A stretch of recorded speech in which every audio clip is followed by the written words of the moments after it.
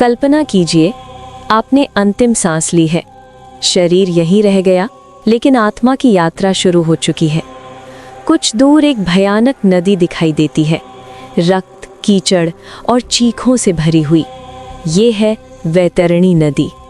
गरुड़ पुराण के अनुसार मृत्यु के बाद आत्मा को यमलोक जाना होता है।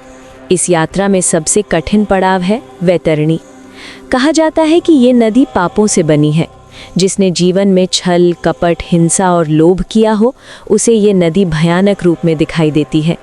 नदी में दुर्गंध है, भय है और डूबती हुई आत्माओं की पुकार है। यमदूत कहते हैं, अपने कर्मों के अनुसार ही तुम इसे पार कर पाओगे। लेकिन जिसने जीवन में दान पुण्य किया हो, विशेषकर गौदान, अन्नदान और जलदान, उसके लिए दृश्य बदल जाता है। कहा जाता है कि एक दिव्य गाय प्रकट होती है। वो अपनी पूंछ आगे बढ़ाती है, आत्मा उसे पकड़कर सहजता से नदी पार कर लेती है। जिसने दूसरों को पानी पिलाया, उसे प्यास नहीं सताती।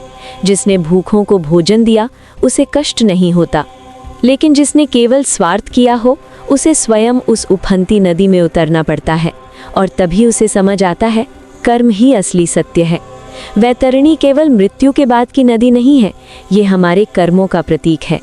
आज जो हम करते हैं, वही कल हमारे मार्ग को आसान या कठिन बनाएगा। धन नहीं जाएगा, शक्ति नहीं जाएगी, साथ जाएंगे तो केवल कर्म। इसलिए दया कीजिए, सेवा कीजिए, सत्य अपनाइए, ताकि जब वो अंतिम क्षण आए तो वैतरणी डरावनी नहीं, बल्कि पार होने योग्य हो।